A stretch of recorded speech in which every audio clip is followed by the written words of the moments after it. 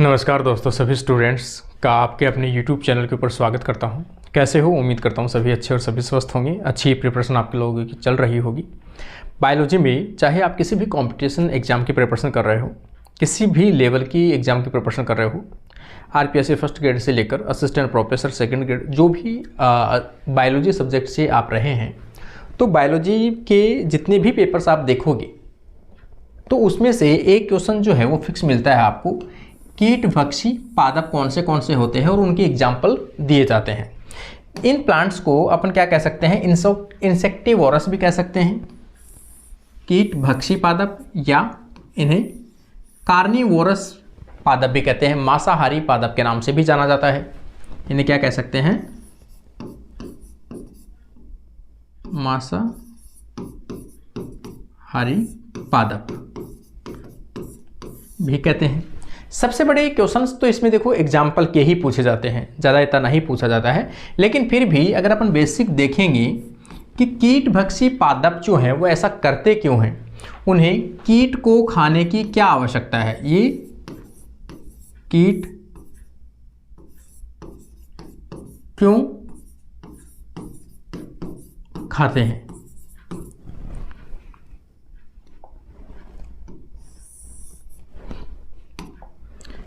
तो ये कीट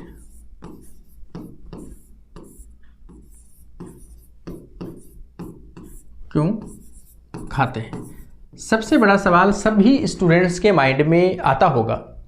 इसका सबसे सिंपल सा जवाब है कि कई प्लांट्स जो होते हैं वो ऐसे स्थानों पर पाए जाते हैं, दलदली क्षेत्र में, या कई जगह ऐसे पाए जाते हैं जहां पर इस सॉइल या भूमि में नाइट्रोजन की क्या होती है भाई? कमी होती है। ठीक है ना। तो ये प्लांट्स कहाँ पे पाए जाते हैं? नाइट्रोजन की कमी वाली भूमि में पाए जाते होंगे पहले से। इसलिए समय के साथ में इनके अंदर क्या हुआ? इस प्रकार का अडेप्टेशन हुआ। अगर इन प्लांट्स को सर्वाइव करना है, नाइट्रोजन की कमी है, को पूर्ति कहाँ से करेगी? उन सॉइल में तो है नहीं, सॉइल में नहीं है। इसकी पूर्ति करने के लिए ये क्या करते हैं?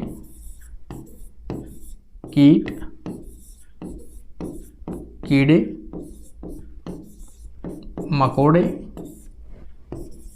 को पचाते हैं, और जब इनको पचाएंगे तो इनमें क्या निकलेगी? प्रोटीन्स। इनमें प्रोटीन्स को जब ये डाइजेस्ट करेंगे प्रोटीज एंजाइम की उपस्थिति में, तो पेप्टाइड्स बनेंगे। पेप्टाइड्स जब टूटेंगे तो एमिनो एसिड, और एमिनो एसिड से इनकी क्या हो जाएगी? नाइट्रोजन की कमी है वो दूर हो जाएगी, क्योंकि इसके अंदर क्या पाया जाता है? एमिनो ग्रुप जो है वो पाया जाता है। इस प्रकार से ये सभी प्लांट्स अपनी कमी, नाइट्रोजन की जो कमी है उसको पूर्ति करने के लिए इंसेक्ट और कीटों का भक्षण करते हैं। इनकी प्लांट्स जो होते हैं इनके अंदर अडेप्टेशन समय के साथ में नेचुरल सिलेक्शन के अकॉर्डिंग अपन कह सकते हैं अडेप्टेशन इस प्रकार का हुआ कि इनके अंदर विभिन्न प्रकार की आकृति बनी, और वो आकृति है कहीं ना कहीं कीटों को अट्रैक्ट करने के लिए आवश्यक होते हैं। इनमें मोस्टली जो मॉडिफिकेशंस होते हैं, इन प्लांट्स में मोस्टली मॉडिफिकेशन जो हुए हैं वो किसके मॉडिफिकेशन हुए हैं? लीफ के। जो पत्ती है उस पत्तियों की आकृति इस प्रकार से हो गई है कि उनका मॉडिफिकेशन हुआ है, और उनके अंदर प्रोटीन जो एंजाइम्स होते हैं वो सीक्रेट होने लगा। मतलब ग्लैंड्स पाए जाते हैं, इसमें ग्लैंडुलर जो सेल्स होती है वो पाई जाती है, जिसके कारण से एंजाइम्स सीक्रेट किए जाते हैं, और वो एंजाइम्स क्या करते हैं? आने वाले कीटों को फंसाकर उनको किल कर देते हैं और उनके प्रोटीन को डाइजेस्ट कर देते हैं, और प्लांट सेल्स क्या करते हैं? उनको एब्जॉर्ब कर लेती है। आगे अपन चलते हैं इसी पार्ट को आगे बढ़ाते हुए।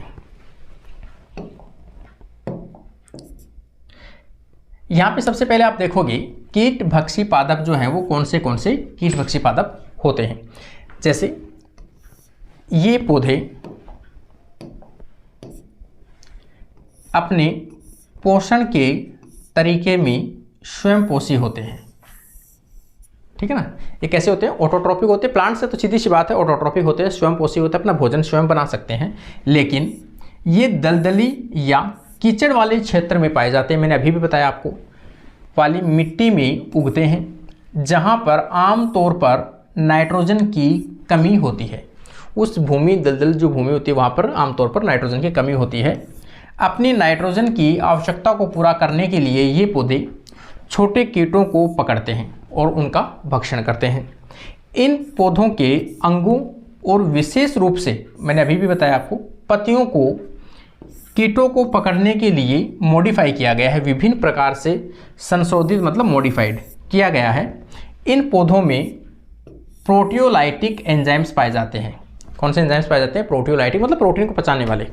प्रोटियोलाइटिक एंजाइम स्रावित करने वाली ग्रंथियां होती हैं जो जटिल प्रकार के प्रोटीन्स को सरल नाइट्रोजन वाले कंपोनेंट के अंदर तोड़ती है, जिन्हें पादप अवशोषित कर लेते हैं। तो ये सिंपल से इनकी मैकेनिज्म होते हैं जिसके कारण से ये इस प्रकार का बिहेव करते हैं। अगला अपन देखेंगे, देखो यहाँ पे कीटभक्षी पौधे जो होते हैं, भक्षण अर्थात पहले मारना और फिर उनको खाना। कीटभक्षी पौधे परभक्षण दूसरे जीवों को भक्षण करते हैं के उदाहरण है। ये किनके उदाहरण है भाई? परभक्षी मतलब कार्निवोरस प्लांट्स जो मैंने अभी बताया उनके उदाहरण है। कीटभक्षी या मांसाहारी पौधे के महत्वपूर्ण उदाहरण कौन से हैं? सबसे पहला जो एग्जाम में आता है वो आता है नेपेंथीज, ठीक है ना। इसको क्या बोलते हैं? नेपेंथीज बोलते हैं, वैसे ई आता है ना, नेपेंथीज। और इसका दूसरा नाम जो है वो पिक्चर प्लांट के नाम से भी जाना जाता है, पिक्चर प्लांट के नाम से भी इसे जाना जाता है।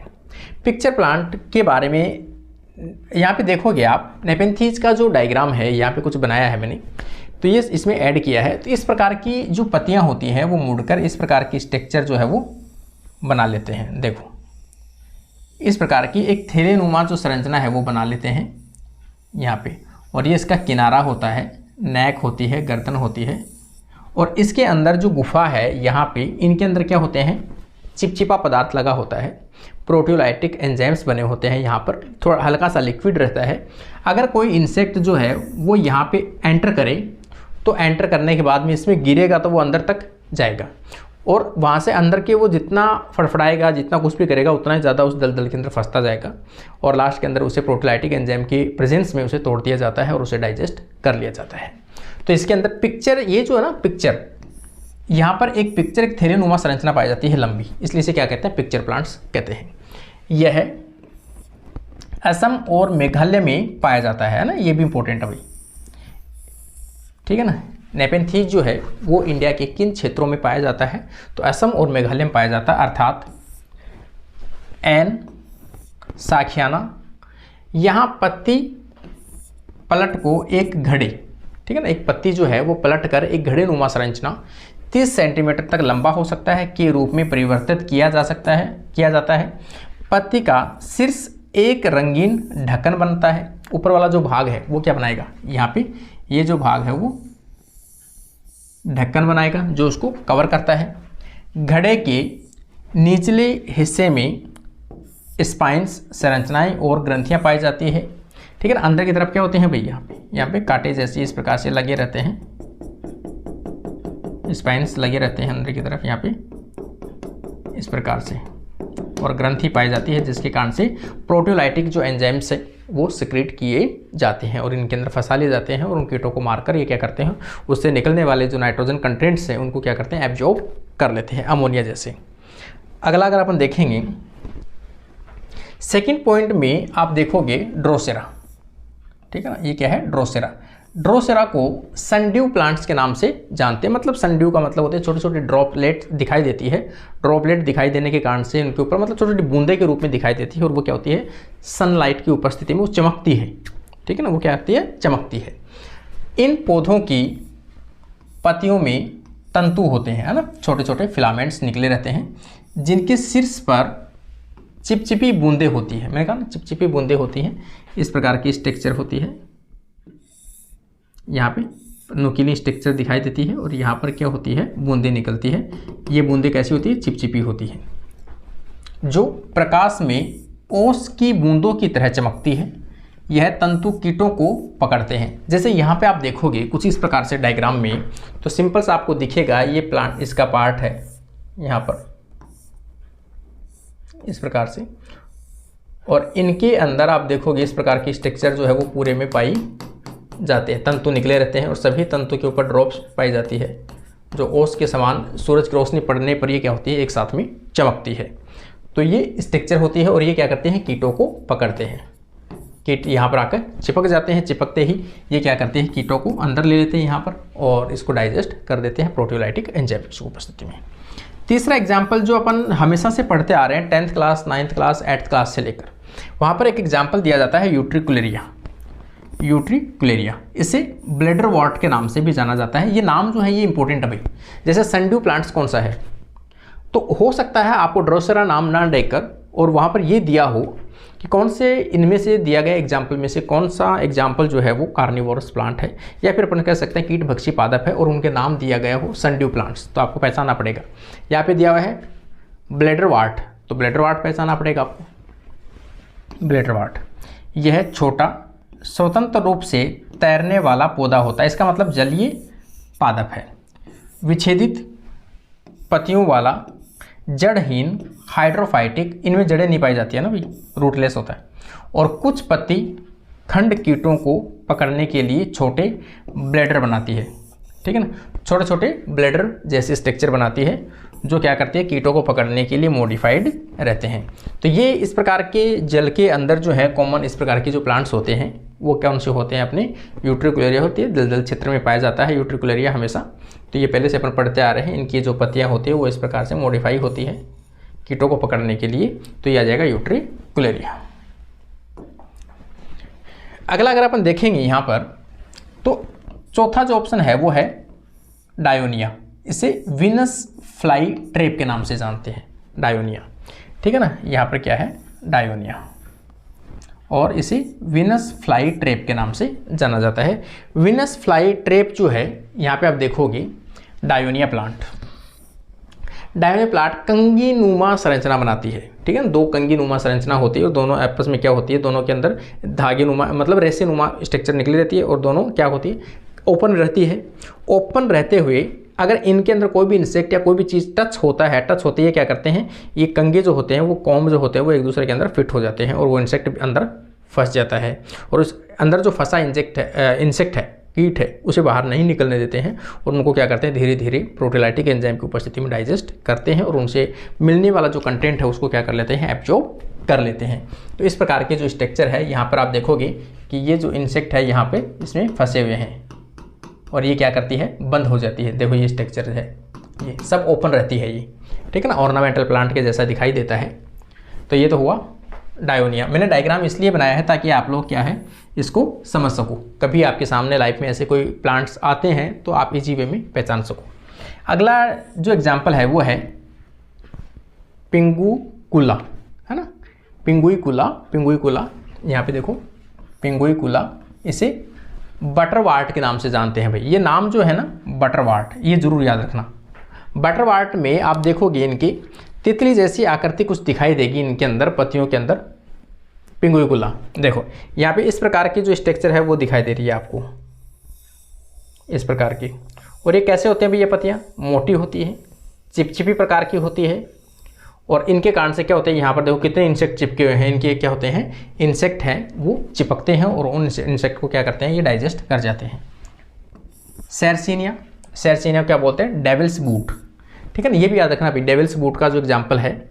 और डेविल्स बूट जो होते हैं, ये प्लांट्स जो होते हैं ये पिक्चर बनाते हैं, मतलब मटके जैसी संरचना बनाते हैं। जैसे ऊपर किसने बनाया था, यहाँ पर सबसे पहले जो बनाया था नेपेंथीज के अंदर, सेम उसी प्रकार के पाया जाता है एज इन नेपेंथीज।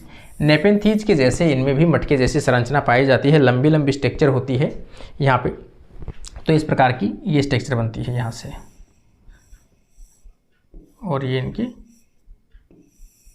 कवर होते हैं, ये इसके अंदर फंस जाते हैं, और कीड़े मकोड़े जो भी होते हैं इनके अंदर फंसने के कारण से वो बाहर निकलने नहीं पाते हैं।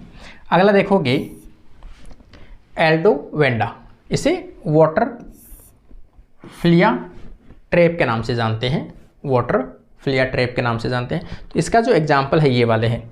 ये इसकी तो पूरी पत्तियाँ जो होती है एकदम व्हील टायर जैसी होती है, गोल गोल दिखाई देती है, आपको दिख भी रहा होगा।